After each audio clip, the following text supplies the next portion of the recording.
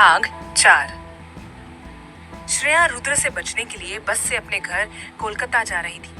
तभी रास्ते में अचानक से बस रुक जाती है। सभी पैसेंजर ये देखकर हंगामा मचाने लगते हैं।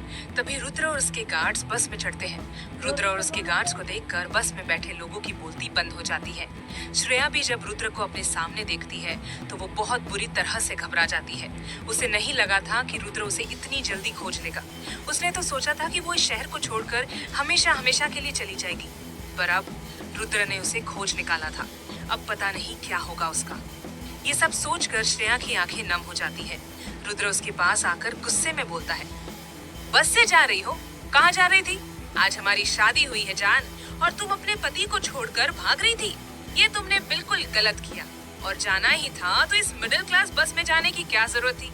अरे मेरे मेंशन के गैरेज में बहुत सारी महंगी गाड़ियाँ खड़ी है, उनमें से किसी एक गाड़ी से चली जाती। चलो कोई बात नहीं, घर चलते हैं।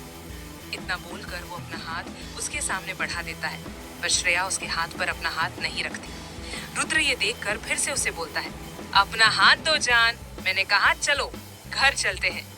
श्रेया अपना सर ना में हिलाकर बोलती है, मुझे आपके साथ नहीं जाना है रुद्र जी, प्लीज मुझे जाने दीजिए, मैं ये शादी नहीं मानती। रुद्र बोलता है, तुम मानो चाहे ना मानो, पर शादी तो हो चुकी है और तुम्हें मेरे साथ चलना पड़ेगा। लास्ट बार बोल रहा हूँ, अपना हाथ दो और चलो।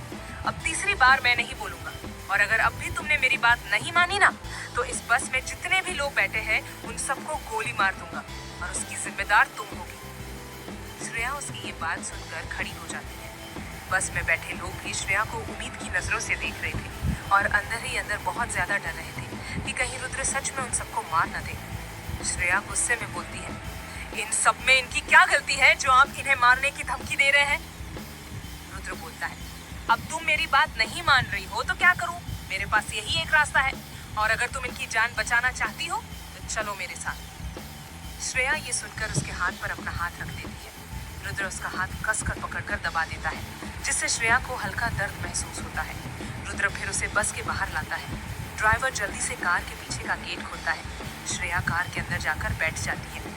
रुद्र भी उसके बगल में जाकर बैठ जाता है। ड्राइवर कार स्टार्ट करके मेंशन की तरफ मोड़ देता है। श्रेया फिर से रुद्र से बोलती है, रुद्र जी प्लीज मुझे जाने दीजिए, ये आप ठीक नहीं कर रहे हैं। ये शादी एक गलती है जो अनजाने में हुई है। मैं ये शादी नहीं मानती, आप भी भूल जाइए और मैं भी भूल जाऊंगी। रुद्र बोलता है, तुम ही आई थी ना नव्या को इस शादी से भगाने के लिए, और तुम्हारे साथ वो लड़का भी था ना, उसका बॉयफ्रेंड। अब मैंने सब पता लगा लिया है, मेरी बात ध्यान से सुनो।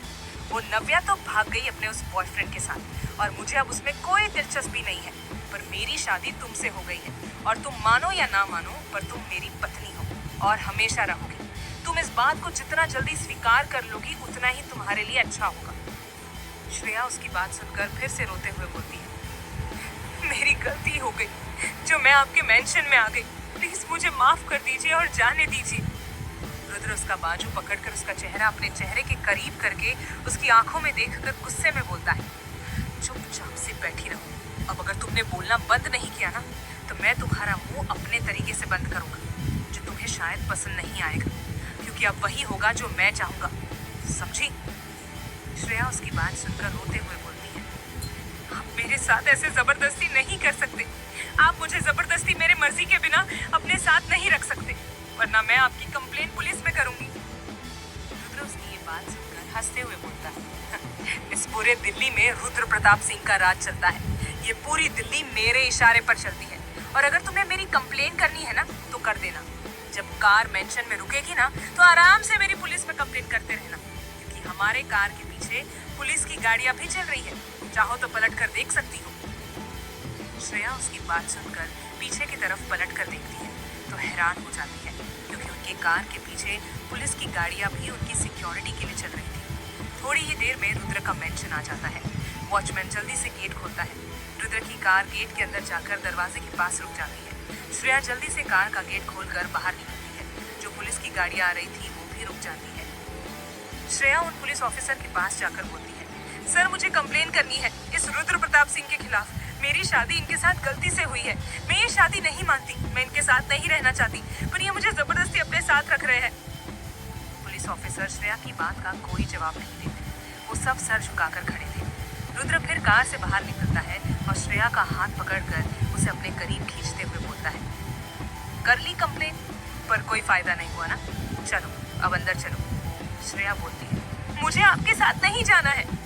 रुद्र उसकी बात सुनकर उसे अपनी गोद में उठा लेता है और जबरदस्ती उसे मेंशन में लेकर आता है। आगे क्या होगा जानने के लिए सुनिए अगला एपिसोड सिर्फ प्रतिलिपि एफएम पर।